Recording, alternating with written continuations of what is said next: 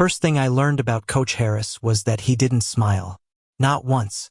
Not when the football team won a match. Not when the principal thanked him for building champions.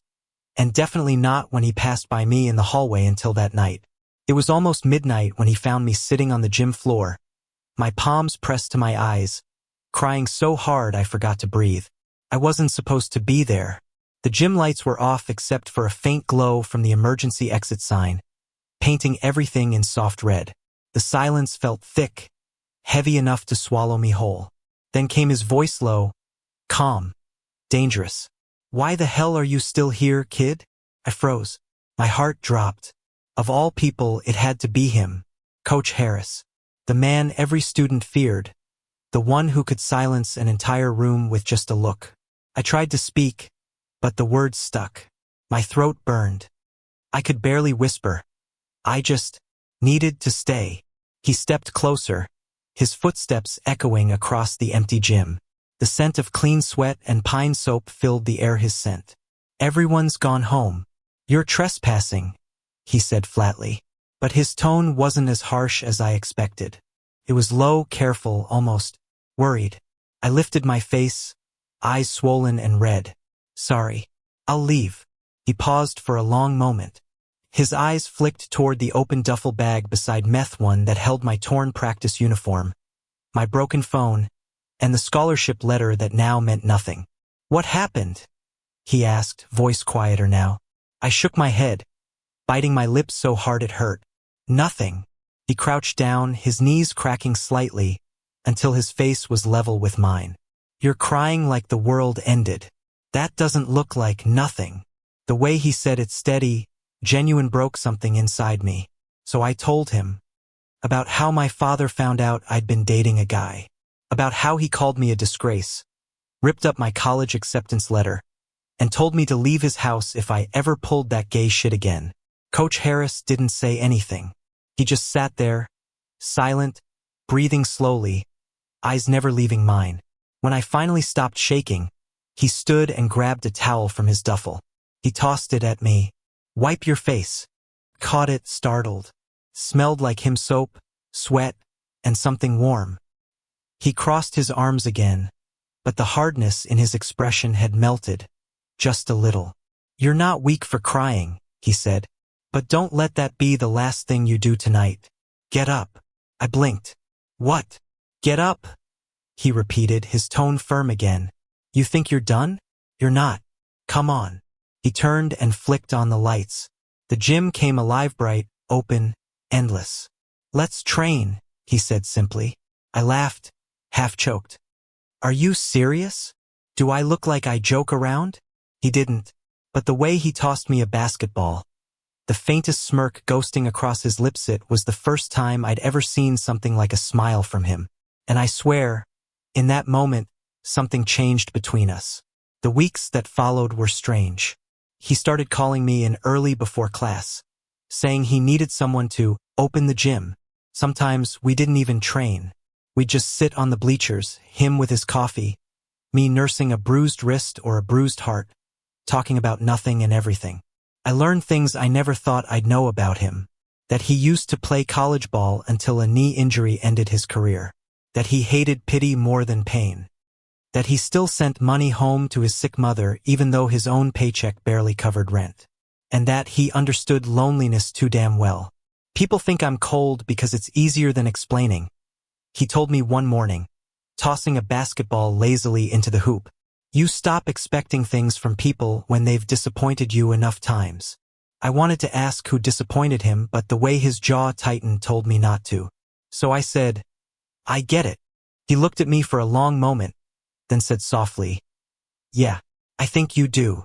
But it wasn't all easy. Rumors started spreading. Some idiot from the football team saw me leaving the gym late at night and decided it meant something scandalous. "Looks like Coach has got a favorite," one of them sneered in the locker room. "Guess we know how he gets those extra laps off, huh?" Laughter exploded around me. I wanted to punch him. I didn't. I just packed up and left. But the sting stayed. Later that evening, Coach Harris called me to his office. "Sit down," he said. He looked furious but not at me. His hands were clenched, jaw tight. I heard what happened, he said. Next time someone says that, you tell me. I'll handle it. I shook my head. It'll just make things worse. He leaned forward. Worse how? For them, maybe. Not for you.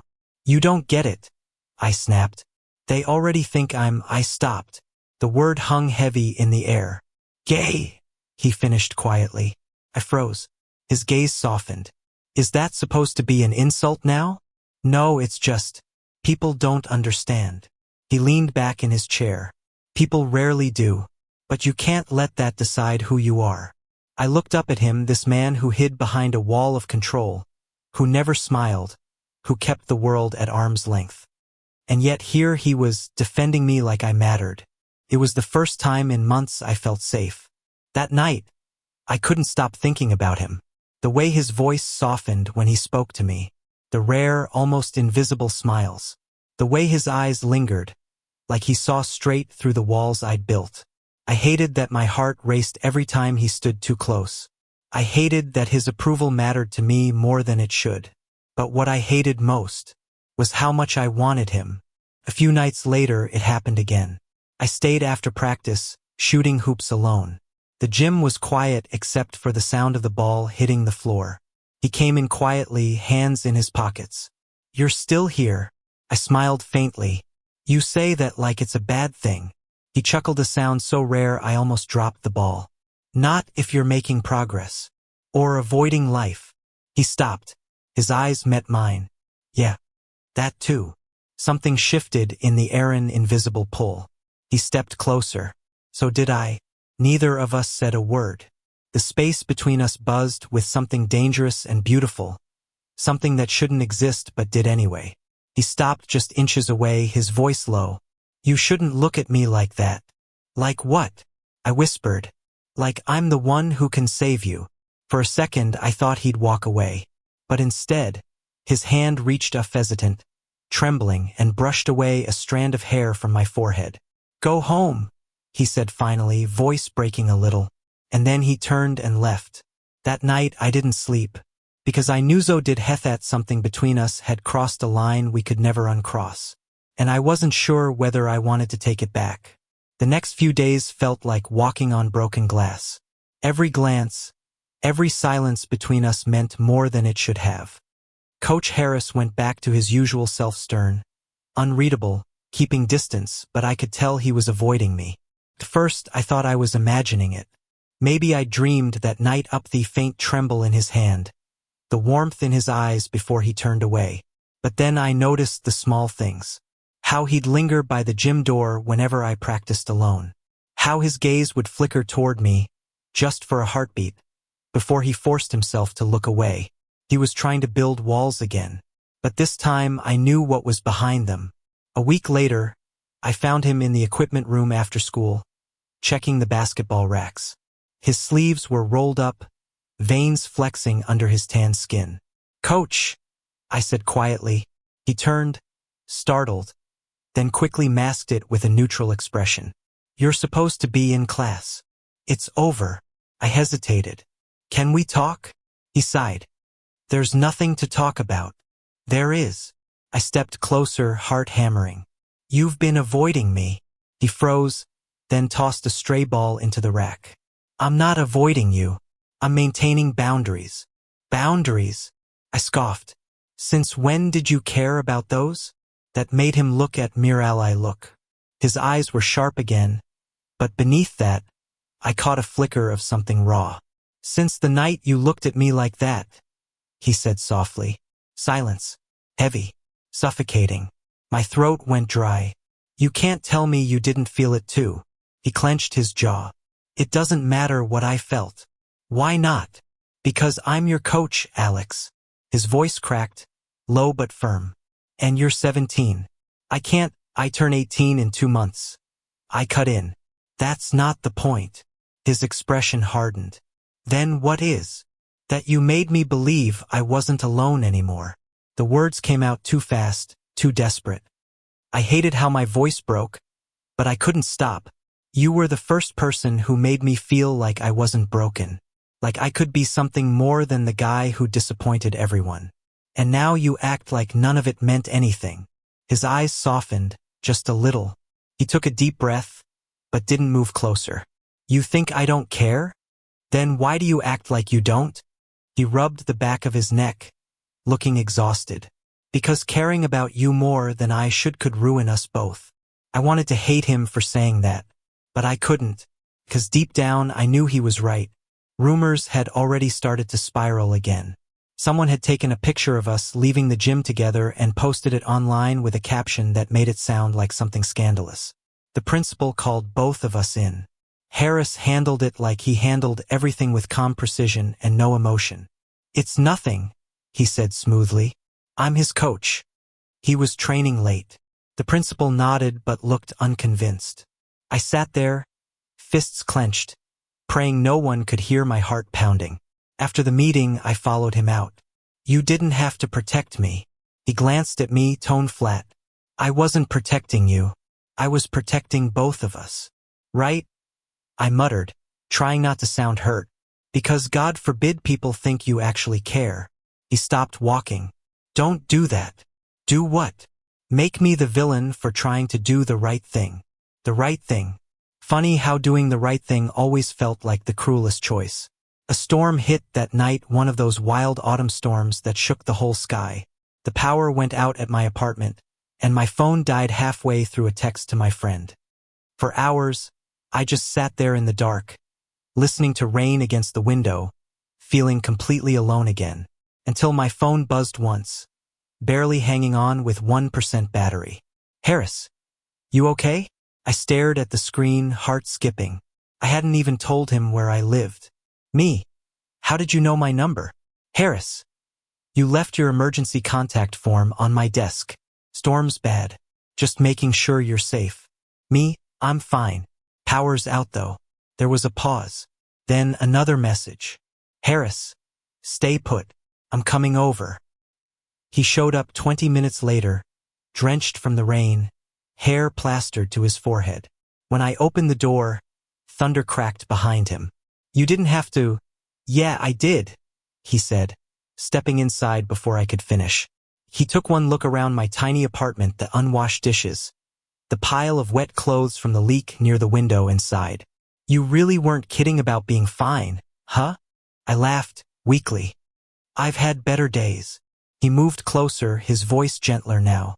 You should have called me. Why? So you could lecture me again. He smiled faintly. Maybe. We stood there for a moment, the storm howling outside, the air thick with everything unsaid. His shirt clung to his chest, rain still dripping down his neck. I handed him a towel, but he barely used it, just kept staring at me with that same unreadable intensity. Thank you, I murmured. For what? For caring. Even when you pretend not to. His eyes flicked to mine. You really have no idea what you do to me, do you? Before I could reply, the power flickered back on. Light flooded the room and the look on his face was unguarded, open, almost fragile. Coach! He took a step back, shaking his head. I should go, but I grabbed his wrist. Not hard, just enough to make him stop. Stay, I said quietly, just for a while. He hesitated. Then, to my surprise, he did. We sat on the couch in silence, the TV flickering faintly in the background. He leaned back, closing his eyes, his wet hair falling over his forehead. I used to think feeling something like this was weakness, he said finally, that it would make me lose control. And now, he looked at me, now I think maybe control isn't everything. For a moment, neither of us moved. Then, slowly, he reached out and brushed his fingers against my hand. My whole body tensed, but I didn't pull away. His thumb traced the edge of my palm, almost absently, like he was memorizing it. Tell me to stop, he whispered. I didn't, because for once, I didn't want to stop feeling. When he left later that night, nothing had technically happened. But everything had changed. He was quieter during practice the next day, more distant again, but the way his gaze lingered on me told me he remembered every second. I thought we could keep it secret, that maybe, if we were careful, no one would notice. I was wrong. 2 weeks later, everything fell apart. Some one knew who leaked a photo of us. Not from the gym this time, but from that night at my apartment. You couldn't see much, just him standing by the door, me handing him the towel. But the angle, the caption, the timing, it was enough. The rumors turned vicious overnight. Students whispered in hallways. Parents complained to the school board. And Harris, he got suspended pending investigation. I tried to talk to him, but he ignored every message. Then, one evening, I found him sitting alone in the gym parking lot, staring at the empty field. He looked older, tired, like the fight had drained out of him. "You shouldn't be here," he said quietly when he saw me. "Neither should you." He laughed, bitterly. "Fair point." I sat beside him on the cold concrete. "They're saying awful things about you. About us." "I know." "Say something then. Tell them it's not true." He turned to me, eyes full of something that hurt to look at. "Do you want me to?" I froze. He sighed, looking down. "If I deny it, I make you invisible. I make what we have, whatever it is, nothing. And if you don't, then I lose my job, my career, everything. Then why are you still here?" He looked at me for a long, quiet moment. "Because I wanted to see you one last time before it's all gone." My heart cracked. "Don't say that." "I have to." He stood, his voice shaking now. "You need to focus on your future, not on me. Don't you dare decide that for me." He turned away. "You're 17, Alex. You don't even know who you are yet." "I know who I want." That made him stop dead. He didn't turn around, but his voice was soft, breaking apart like glass. "Then I hope someday you find him." He left town the next morning. No goodbye, no explanation, just gone. For days I couldn't go near the gym. Everything there smelled like him, the pine soap, the old basketballs, the echo of his voice barking orders. It hurt too much, but slowly life went on. I graduated. I got a scholarship, different college, new city. Everyone eventually stopped whispering. Everyone except me, because I couldn't stop wondering where he was, or if he ever thought about that night. It wasn't until a year later, during a summer break, that I saw him again. At a local basketball camp, of all places. He was standing at the edge of the court, whistle around his neck, yelling at a group of 10-year-olds who clearly adored him. He looked good. Happier. Softer. When he saw me, the whistle slipped from his hand. "Alex," he said, almost like he couldn't believe it. "Hey, coach." For a moment, we just stood there, two people who had loved each other in silence and survived the wreckage. He finally smiled, a real smile this time. "You look different." "So do you." He nodded, eyes glinting with something warm. "Guess we both made it through." I grinned. "Barely." He chuckled, shaking his head. "You still talk too much. And you still pretend not to care." That earned me another smile, the kind that reached his eyes. For the first time in a long time, everything felt right again. Not perfect, not easy, but right. We ended up talking for hours that day under the bleachers of the old basketball court, like time hadn't passed at all. He told me he'd left town after the suspension, moved to another state, and started working at a youth camp that helped underprivileged kids. "It felt right," he said quietly, staring at the court. "To start over somewhere that needed me for what I could give, not what I had to hide." I listened, trying to stay calm, but my heart thudded painfully against my ribs. Every time he said something soft, my mind whispered, "I missed you," but I didn't say it. Not yet. When practice ended, the kids ran off laughing, and we were left alone again. The sun had started to dip, painting everything gold. He turned to me, smile fading just slightly. "You're in college now, right?"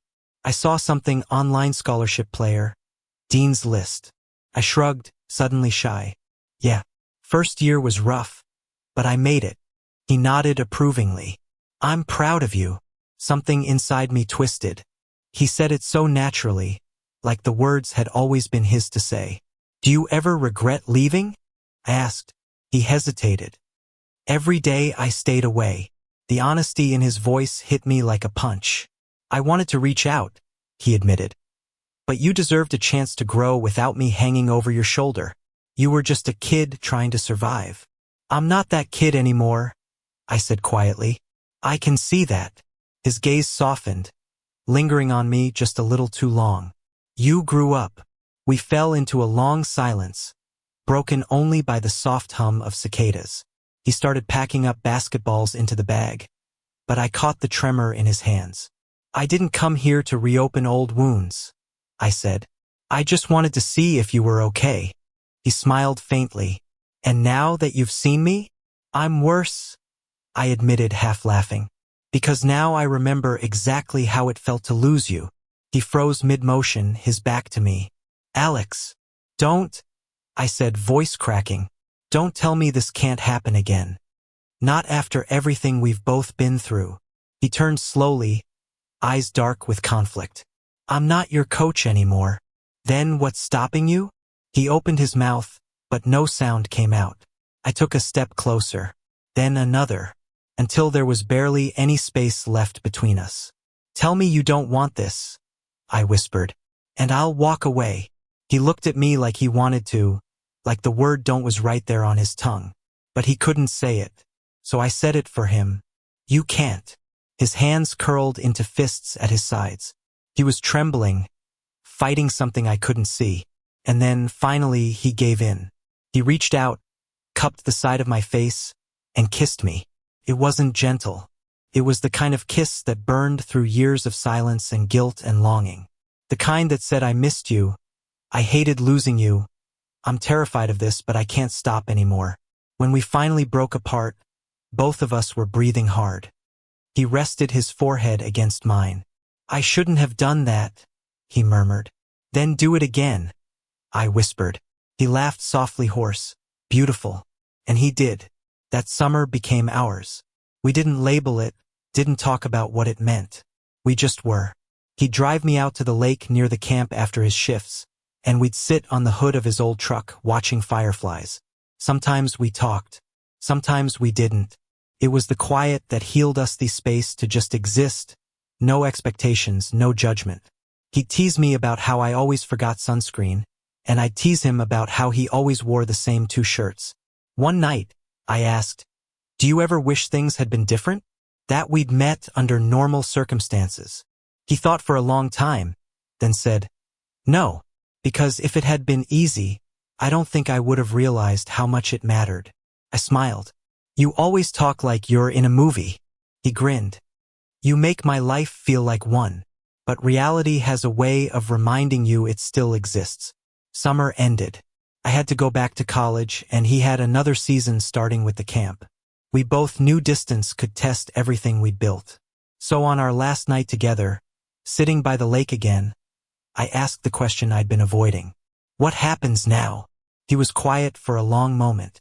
Then he said, we live. You go back, finish school. I keep doing what I do here. We don't need to rush to define it. Whatever this ice, it'll wait. I frowned. You really think so?